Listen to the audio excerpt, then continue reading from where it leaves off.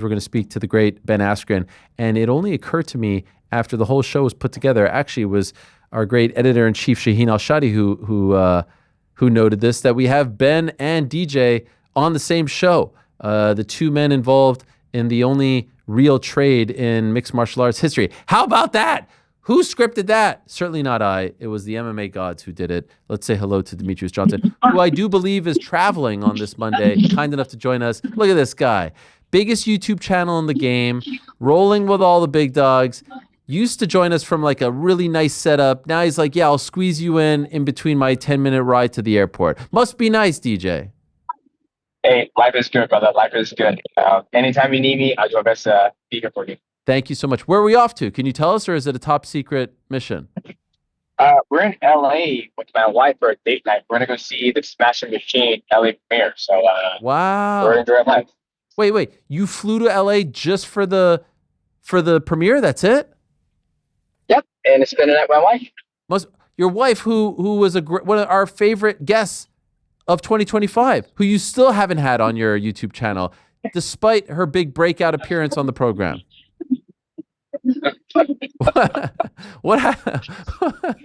It's coming. It's coming. All right, fair enough. By the way, did you see that Wanderlei Silva clip? Oh, dude. The first thing I saw of it, I was like, man, can our legends just relax and not compete? Can they just enjoy retirement and not try to fight and box? And I saw the clip. It's very unfortunate, sad. But yeah, I mean, that's the biggest thing I see. It's like when I see guys like Wanderlei, Vitor, those guys coming out, want to box. It's like, guys, just chill, relax. There's other guys out there who can box, but I don't know his situation. But yeah, it sucks.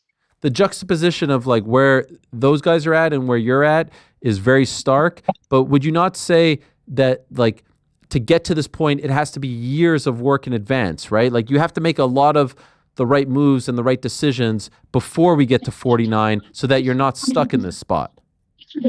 Yeah, 100%. I mean, before I retired, I was training, not the YouTube space, but the content creation space for 10 years before I was, okay, I'm going to start fully, focusing on this before I retired. And then like now, when it comes to shooting anything, like I know how to train the ISO, I know how to do all the stuff, sin stuff, I'm blah, blah, blah. So I can basically take my Mighty Cast or my YouTube on the road by myself. Obviously, it's always amazing to have Michael or Nick, the team with me. But if for some reason, if I need to shoot all that on my own, I can't. And I have before. So I've been trying to set myself up, even when I was in the game as a world champion. But yeah, I agree. A lot of athletes wait to the very end to start thinking about what they're going to do. But it's way better to do it while you're in the game. That way, when you do exit, it's not a hard like, hey, I'm 49, I didn't get a fight. It's like, when I was training Merab, he was like, he put it down like the Max Holloway. And I was like, what you trying to do there, Merab? He goes, come on, let's go. And I was like, I'm 39, dog. I don't need a concussion. I'm good. And I scooted in across that void. I loved it. I love the footage of you guys training together because for a moment you're like, oh, this is DJ. I almost feel like you're playing. You're trying to make the casual person who's watching this feel like, oh, this is what it would be like if I rolled with Merab. Excuse me, you're Demetrious Johnson, arguably the greatest fighter of all time. But I feel like you kind of you let your counterpart feel good about himself. Are you going like 50% so that he's able to showcase his skills here, and you're letting him tap you? Because I feel like if you were going 100%, you'd be able to hang with Merab. Well, I think the thing is when I do the Mighty Journey and I create this content, my goal is never to go out there and try to compete and like see if I'm better than somebody, right? Like, I get tapped all the time in a gym. Like I went with Mikey, speech sister, and she was giving me a hard time. I went with Mikey. I've done with so many different people that give me a hard time. So when I work with Rob is really good. Like he knows what he's doing. He has a style that he likes to implement. He surprised me when he jumped my guard and got that neck break, rib blowout, whatever you want to call it. But like, I'm not in this space of like proving I'm the best in it. Like I did it for 6 years. So I think I have this luxury where I can go and train with everybody and see how they feel, what they feel like. And I trained with Sean O'Malley. That was a great, training session. Train with, Tim Welch. And I'm blessed and grateful that I'm still healthy enough that I can still, I can still move with these guys. So what impressed you most about Merab? him showing up late and just being able to train. No stretching, no nothing. I mean, when you do it for so long, like you don't stretch, and like a lot of people out there, like I don't really stretch when I did mixed martial arts training. I just go in there and start warming up and hitting pads and just move. And then at the very end of training, I would stretch. But all things aside, I think the thing that impresses me the most about Marab is his gamemanship. Like he's very game. Like he doesn't like he'll put himself in bad positions. He has no ego. He trained with a lot of killers. I've seen him train with the Tucker brothers, and those guys are really, really good. But Marab is very game, and he knows what he needs to do to win, and he's very, very competitive. That sequence there where he seems to have tapped you, was that something that you had never felt before, where you felt like he was pressing on your ribs? You said you couldn't breathe. Not someone from that size. Yeah, right. Yeah, like he's extremely strong, and I felt like the first session he didn't use most of his, because we're not. I mean, people got to realize like we're not trying to kill each other. We're trying to vibe out and just work and move and see how everybody feels, like how he feels, how I feel. And when he got that head and arm, and like even there, like I get his back, and I was just playing. I was like, I told him I'm gonna mighty whiz bar you. I didn't have to tell him that. I could just throw him up and try to get it and use 110% effort. But that's not what this is about. It's not about me getting the arm bar and going, oh man, I just arm bar off. Like I can get like that's not something I'm trying to seek out and do. Based on what you now know about Merab, getting to feel him, getting to train with him, do you think Corey can beat him? I think anybody can be beat, to be honest with you. Here's the thing. I think Corey has a unique skill set where he makes it hard for people to hold him down. Like if you go back and look at the Umar Nurmagomedov fight, like Corey was doing a good job of like moving, trying to be very hard on the feet, giving Umar a hard time. But each time Umar came to the grappling exchange, Umar was doing a good job of taking his post away and would do a good job of rolling through his legs. Now, when you look at Merab is very good about hovering in certain positions and not losing position. I saw Merab posted saying that he's going to spin the fight on his feet.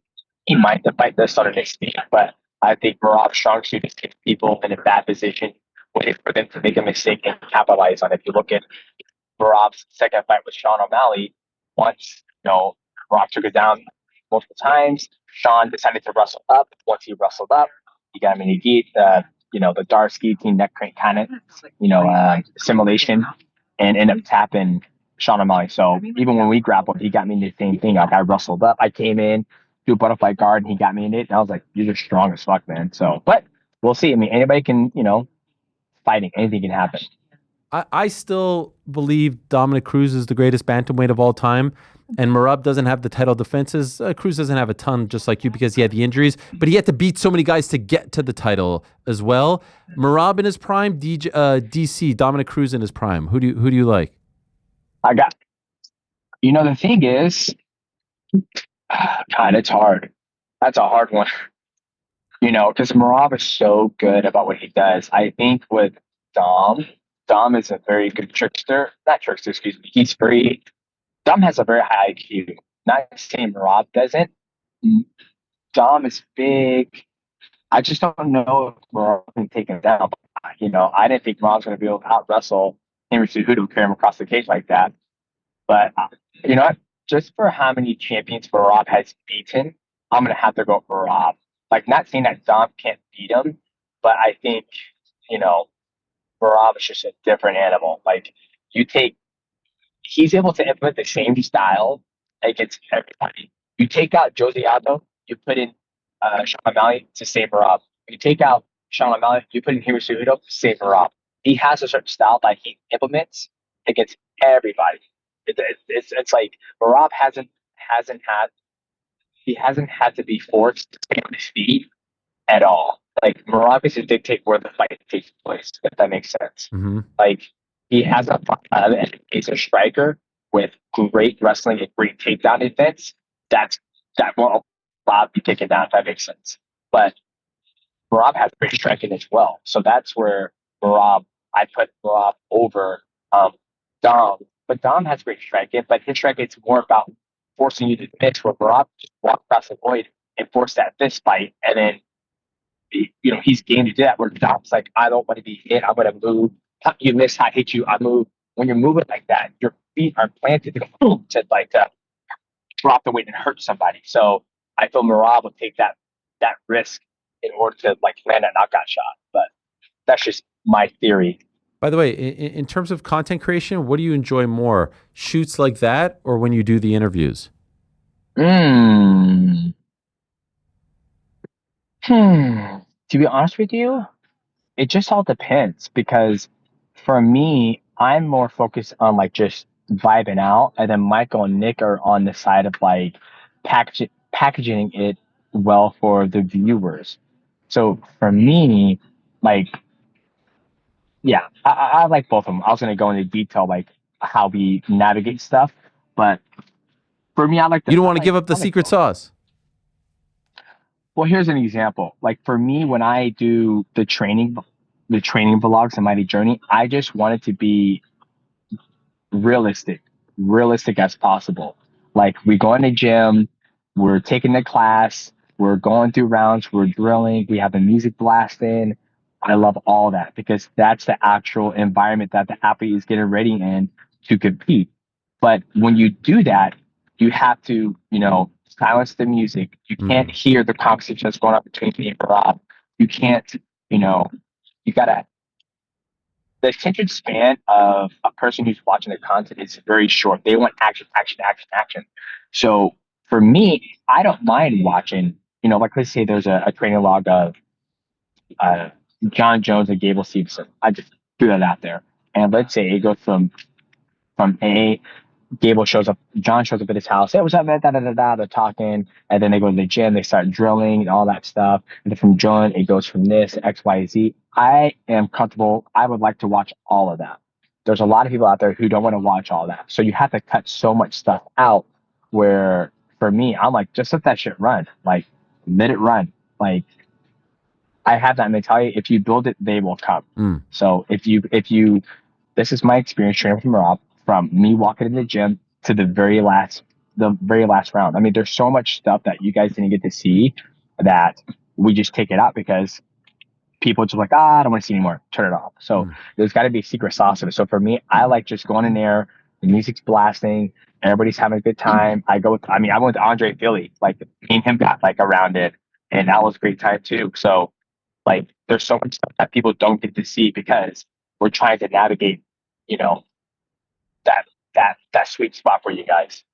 Have you ever been in a position? I know you're just kind of starting this sort of this type of content for your channel, where you felt like someone was aware of the fact that they're being filmed, that they're up against DJ, and they were going a little bit too hard. Has that happened yet, or are these all guys that you like and respect and are pretty much friends with? These are guys I like and respect and friends with, and I'm very passive. Like if somebody wants to get on camera and show they beat me, I'll let them have it. I'm not too worried about it. Yeah. Well, we did see you at the IBJJF, which you had the rematch against the dude that you beat last year, right?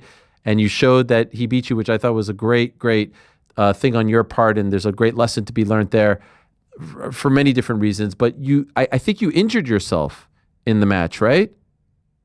But didn't injure. I felt 2 pops, and then once he went back to the same position, I was like, ain't happening. I just tapped. And it was funny because when I got back home, me and my professor were talking, and he goes, "Why didn't you just turn your knee?" I was like, you know what? I should have just turned my knee because I would have been out of the knee bar position, like the knee crank. And then I stuck my hand in there to help, not help, but try to avoid him going after my Achilles. And that kind of wedged my arm in there, so I couldn't turn my knee. But I tapped before I got injured. And so what are the ramifications? Like, what kind of an injury did you actually sustain? How are you feeling now? Oh, no injuries. Nothing. Nothing. No, it just hurt 2 pops. And I was like, uh-oh. And then he would have went for it. And I was like, okay, I'm still good. And then he went back to that position. And right when he got back to it, he's about to start, pressing his hips into it. And I felt the burning sensation. I was like, I was like, I was like, nah, ain't happening, dog. So luckily I'm blessed that no injuries. I'm able to play football with my kids. I'm still grappling, lifting weights. We're good. We're Gucci. How's the ego after that? Like, are you pissed? Does the old competitor come out, or like not bothered at all? Not, dude. I trained 2 days though. I grapple 2 days a week, and then I do live open mat on Fridays. So I'm training 3 days a week. Where these guys, they're training 5, 6 days a week, probably 2 days, two times a day. Like I am, I can't have an ego when I'm not putting the work in. When somebody else is putting more work in than I am. If Mm, that makes sense, right. right? Like I know what I'm going against. That's why it's a challenge, essentially, right? So no ego. I'm happy. I'm able to still be healthy enough to compete and travel, and yeah, live a healthy life. What about a trilogy? Do you want to get this guy back? If our paths cross again, yeah, absolutely. I think it'd be fun. Like at the end of the day, I think it's fun. And a lot of people always ask me, "It's like, man, why'd you post you losing and that revenge arc?" And I was like, I read a book. It's called The Psychology of Money. And a lot of people always post their W's or W's or W's or when they're doing well on Instagram and YouTube or whatever. And for me, Warren Buffett, he's an idol of mine. I really look up to him, like the way he invests and how Yeah. he's been able to make a lot of money. He says, well, in the book, it was talking about like you never hear about Warren Buffett's loss, but he's lost probably millions of dollars along the way to become the oracle of, the oracle that he is. And for me, I think it's important that like, hey, I trained, I went in there, I competed against this guy, he beat me, submitted me, and I think it's important that people see the losses of somebody who's navigating a new journey to try to become the best version of himself. So that's why I really enjoyed that piece we did on the YouTube channel. I think it's very important, very important. You may not want to answer this question, but just curious, like in terms of being able to roll with anyone out there, is there a dream partner for you, someone that you would die to get on the mat with? Oh, I say GSP, but he's bigger than me. I think it'd Oh, be that'd kind be of cool to sick. grapple with him to see how well he is. Like we've been trying to set up a mighty journey with him for a long time, Oh, but that'd be sick. just conflict, not conflict, but just scheduling, Yeah. issues. So I want to do him because for him, he's what 44, 45. He's in his mid 40s. He looks better than half the welterweights on the roster. Let's start there. He Yeah. still lives a healthy lifestyle. He still moves good, and that's inspiring to me where, when I went to Syndicate, they're like, "Are you sure you're not come back and fight?" I was like, "No, I don't want to." And I was like, "Well, the way you're moving, how you still look fit, you should." And I was like, "Isn't that the whole point? Is to be like a martial artist, still live a healthy lifestyle, and like live that like mindset. Like that's what GSP does." And I think it'd be a great mighty journey and a mighty cast to sit there and talk to him about his life after fighting. How's he able to navigate his career? I mean, it'll be cinema. Oh, that'd be incredible. He actually recently said that you were one of his inspirations when he was champion. Did you see this? I did, and the feelings were mutual. Man, what a time that was. Also, a champ during that era was Ronda Rousey. I feel like something's happening here, DJ. I never thought in a million years she would come back to MMA and show any sort of interest. I feel like she's seriously considering that. You don't post that stuff unless you're considering something. I'm talking about this stuff here and her evolution. What do you think? Yeah, if she wanted to come back, I think she'll be fine. Like when I look at the women's bantamweight division, I don't feel like the generation has really moved past her skill set. Like I think the only hole she had in her game was going to get somebody who's super athletic, like Amanda Nunes, and somebody who's like not going to allow her to use her judo, right? Like, and I think some of the things about her, like I followed her career, amazing career. I'd read the things about like I remember she said she got kicked in the face and her jaw was like displaced, whatever, for like 2 or 3 weeks, and she couldn't eat apple. And I was like, that's a normal thing for me. Like when I would train, like I'll get rocked in the gym. I'm like, I can't eat apple. I was like, oh shit, it is what it is. So, but yeah, I think she'd come back. I think she can make a lot of money. And I think, throw her ass on the White House card. Give her like 5 million and Oh, she could run damn. off in the sunset again. You want on that card too, DJ? Is that what you're saying? God, no. I don't want that card. I'm going to watch and make content on there. So, boys, make sure you check out the YouTube channel because we're doing all the breakdowns for that White House card. Yes. Conor McGregor's out there talking some crazy shit. He wants 100 million some visas. What the fuck, mate? I don't know where he's getting that talk at. Not But not only yeah, we're that, bringing he that wants up. he wants 100 golden visas too. You got to love Conor. He's amazing. Okay, I don't want to keep you much longer, but let me ask you this: you usually make picks. Have you made your pick for the main event, Pereira Ankalaev 2 yet? See, that's an interesting one. Um, I do price picks. Okay, so it's either more or less. Okay. And when I'm looking at that, I like less for the takedowns from Ankalaev because he had 12 attempts on the first time they fought. He couldn't get it down once. So they have him at 1.5, takedowns. So I went with less with Ankalaev for the takedowns. But I think the fight, I feel Alex Pereira, he's in a different mindset where, you know, I felt like he carried a lot of the momentum of the UFC in 2024 with the fights, the Yuri Prohaska, the Khalil Rountree.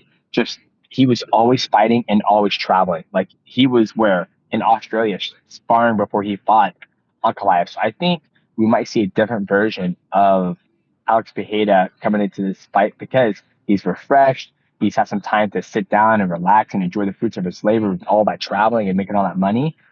So we'll see. But if I had to roll the dice, Ankalaev is so good though. Ankalaev has been submitted, but Alex Pereira doesn't grapple. So it's like, you know, if Alex Pereira can get to that flow state, then I think he can give Ankalaev trouble. But Ankalaev's so good about keeping the range, not crossing the void, not overextending the void, going shots to the body, throwing two. And also, if he can address that outside leg kick from Alex Pereira earlier, then I think he can survive longer. So it just all depends who shows up for fights, like, and who's willing to go out there and just like fight. So we'll see. But I like less on the takedowns. Okay, that's the pick. Although an actual winner, you're abstaining from announcing.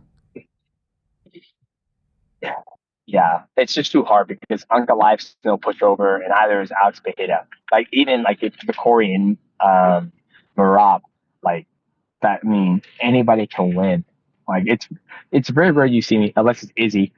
Me say he's gonna win. Like this is how he should win. Like I can give like if he does this, he should win. Okay. But to say, oh, he's gonna win, like yeah, it's very hard. What about Yuri Rountree? Do you have a strong feeling about that one?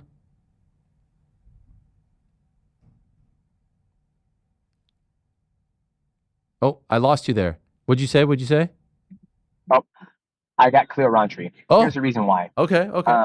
Because Khalil comes from a Muay Thai background, and what he was able to do to Jamal Hill, I believe he could do the exact same thing to Yuri Prohaska. Meaning that Yuri Prohaska does a lot of things that aren't fundamentally sound, and that's why he's able to beat people. But when Yuri Prohaska keeps his hands down, throw a high kick, he has to either block it or he's going to get hit by it or he's going to do a takedown. And Yuri Prohaska has a just approaching the fight that I think somebody who has, good down easily. It's not, it shouldn't be hard. And I think Khalil understands that. And when I saw Khalil, he looks fucking phenomenal in Vegas. So I'm going to go with Khalil Rountree for that one because he makes Yuri Prohaska does so many different things where I'm like, that shouldn't be working right now. Have you seen the Smashing Machine documentary? That's what I'm here in LA to see. No, you're here to see the movie, but have you seen did you see the doc from 2000? No, I did not. Okay, because you know that this is based on a documentary. Yes, sir, of Mark Kerr, which I didn't really follow his career as much because it was before my time. But yes, I know it's based on the documentary and Dwayne Johnson's playing him. Yes. And I'm excited to see it because I'm a big fan of Dwayne Johnson and his acting career. And a hot take, his best movie's been Doom. Don't at me. Okay, all right. Well, enjoy it. Thank you so much for jumping on. Really appreciate you. Have fun tonight with your lovely wife at the premiere. And everyone go check out the channel. They don't need to hear from me. You're killing it over there. Congrats to you on all the success once again. And the best is when you go pop, pop, pop, pop, pop, pop, pop. Now we know that you're really fun when you give us the pop, pop, pop, pop, pop. That's the best, DJ. Love you, DJ. Thank you so much. Hey, man, appreciate you. Hey, I still love this stuff. Even though I don't fight, I'm very passionate about fighting. So peace out. Very clear. Man. There he is, the great Demetrious Johnson, the one and only Mighty Mouse. When he comes on, he starts giving the... By the way, what about my timing there? It seems like his ride was over and I was done with the interview. How about that? That's good stuff.